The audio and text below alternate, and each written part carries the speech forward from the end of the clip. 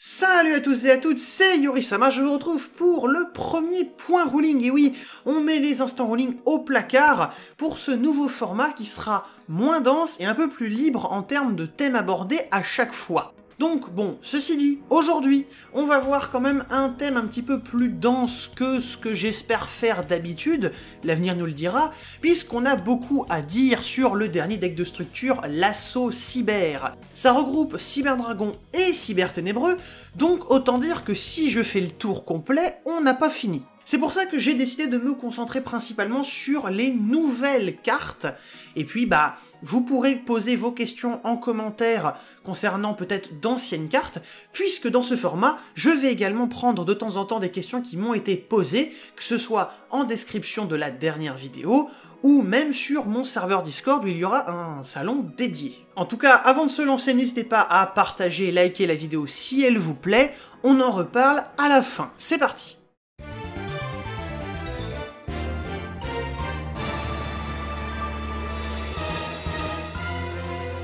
Très bien, commençons par le dragon ultime cyberténébreux, car il est à l'image de ce deck, d'après ce que j'ai pu lire ces derniers jours, personne n'y comprend que dalle. Bon, j'exagère un petit peu, mais quand il dit qu'il n'est pas affecté par les effets activés de votre adversaire, qu'est-ce que ça veut dire? Certains sont perdus là-dessus. Eh bien, tout simplement, ça nous renvoie à une vieille notion qui est celle des effets qui s'activent contre les effets qui ne s'activent pas. Vous connaissez évidemment les effets d'ignition rapide déclencheur, on en a déjà parlé plein de fois sur la chaîne, et d'un autre côté nous avons les effets continus, et puis tout ce qui est un petit peu en dehors qu'on regroupe sous la catégorie effets non classés. Bref, on a donc les effets qui vont démarrer une chaîne et les effets qui n'en démarrent pas.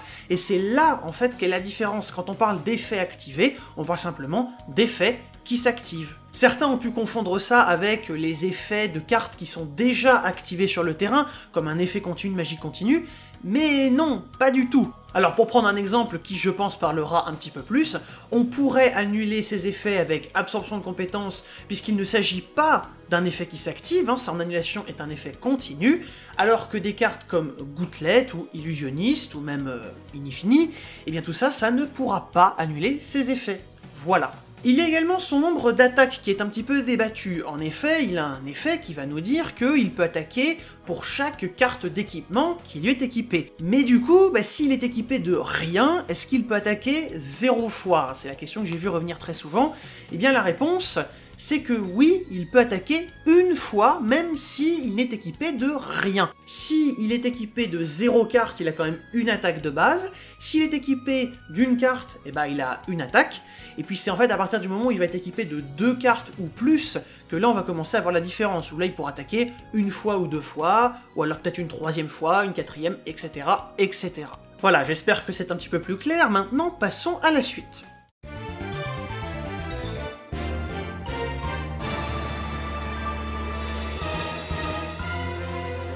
Il y a une formulation qu'on retrouve dans certaines cartes qui dit monstre cyber, entre guillemets, dragon et ou machine. Et j'ai pu voir, j'ai pu même entendre de la part de certains de mes collègues youtubeurs que ça en avait rendu certains un petit peu confus, ils savaient pas exactement de quoi on parlait. Donc on va vite regarder ça.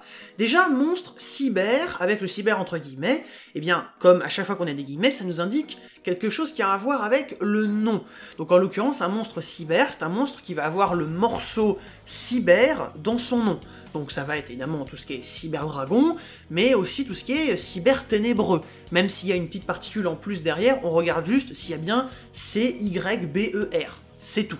Donc on parle de monstres cyber, et ensuite dragon et ou machine, vu que là il n'y a pas de guillemets, ça veut dire qu'on va parler de type de monstre. Donc en fait ici on parle de monstres cyber de type dragon, et ou de monstres cyber de type machine. Et si vous vous demandez pourquoi est-ce qu'ils sont allés jusqu'à faire cette distinction, eh bien je pense que c'est pour exclure notamment les monstres cyber de type Cybers. Si vous prenez le magicien Cybers par exemple, oui, c'est pensé pour Cybers, mais dans Cybers, il y a cyber. Donc voilà, ils ont exclu ces monstres-là volontairement pour ne rester que sur les machines et les quelques dragons qui existent. Et d'ailleurs, tant qu'on parle des cyber de type dragon,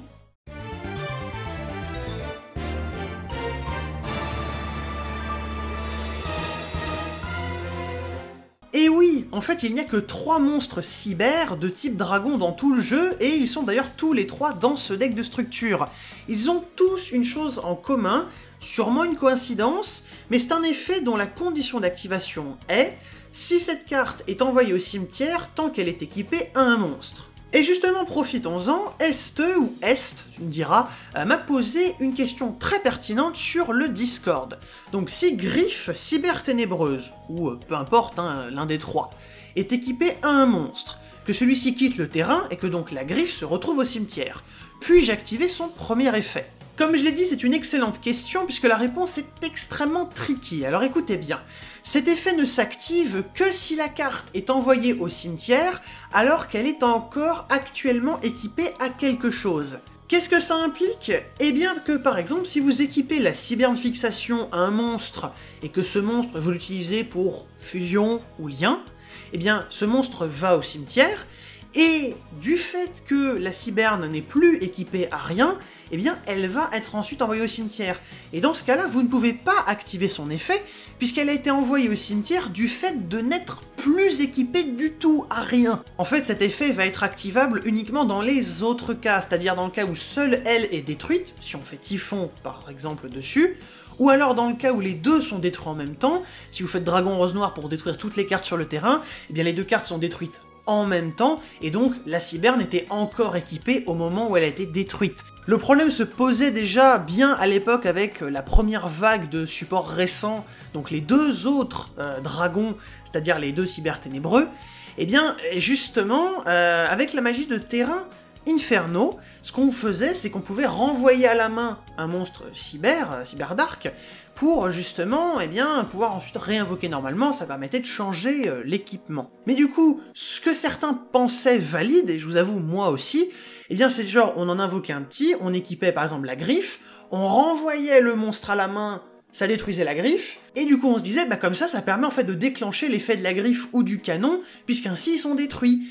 Eh ben oui, mais non, vous l'aurez bien compris ici, étant donné que on a retiré le monstre du terrain et que c'est pour ça que la griffe est partie au cimetière, eh bien on peut pas activer son effet, parce qu'elle était plus équipée à rien au moment où elle est partie. Voilà, donc ça c'est extrêmement tricky comme je vous l'ai dit, on va pouvoir passer maintenant au prochain point.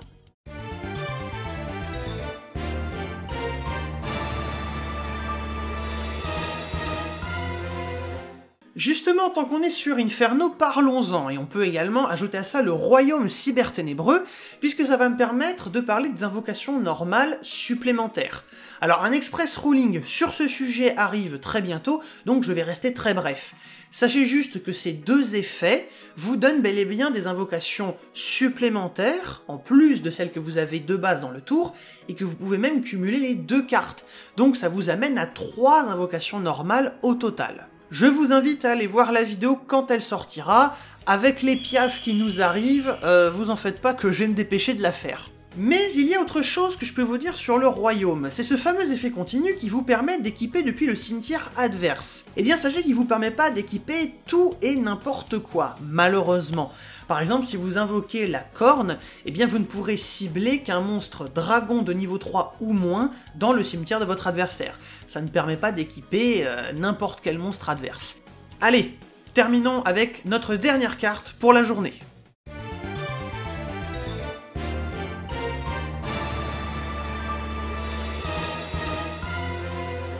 La magie jeu rapide cyber éternel, elle paraît un petit peu trop forte, notamment en combinaison avec des cartes comme Horizon. Et effectivement, si vous avez senti l'arnaque, eh bien vous avez eu raison. En effet, la carte cyber éternelle nous permet d'invoquer spécialement un monstre fusion cyber machine depuis notre cimetière, en ignorant ses conditions d'invocation. Et c'est là qu'il va falloir s'arrêter. Car, vous l'aurez vu, par exemple, le dragon ultime cyberténébreux, il est invocable uniquement par fusion, ou par sa propre condition alternative de sacrifice, bref, vous lisez la carte, vous le voyez, c'est pas trop ça qui va nous intéresser, c'est plutôt le fait qu'il est invocable que comme ça. Eh bien, effectivement, avec Cyber Éternel, on peut des fois le réinvoquer, puisque ça va ignorer cette condition.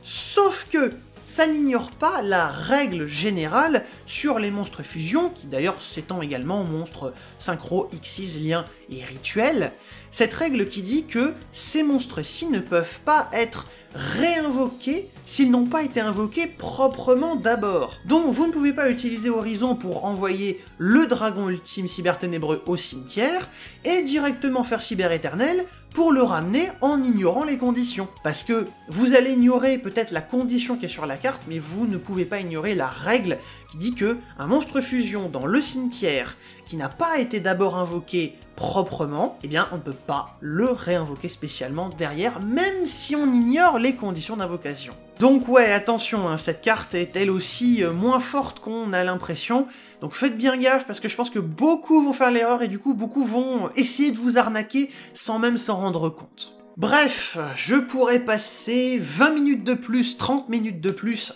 sur tellement de cartes Cyberdragon, il y a beaucoup de choses qui peuvent être intéressantes, même sur ces cartes-là, je n'ai pas absolument tout dit, hein, faut être honnête, on pourrait imaginer plein de scénarios, mais bon, c'est justement là que vous allez pouvoir entrer en scène. Laissez en commentaire de cette vidéo ou sur mon serveur Discord dans le salon dédié justement au point ruling vos questions. J'en sélectionnerai quelques-unes pour la prochaine vidéo. Prochaine vidéo où on devrait, je pense, aborder d'Ulysse légendaire Tempête Synchro et l'explosion de la destinée. On en fera peut-être même plusieurs, enfin bref. Voilà, c'est des vidéos qui vont sortir comme ça de temps en temps quand j'aurai des choses à dire et où on pourra justement sauter d'un sujet à l'autre, mais sans trop en faire non plus à chaque vidéo pour que ça soit un petit peu plus facile à digérer. Voilà, et bien sur ce, je vous remercie d'avoir suivi cette vidéo. N'hésitez pas encore une fois à la commenter, liker, partager si elle vous a plu, et moi je vous donne rendez-vous pour les prochaines vidéos. Salut les gens!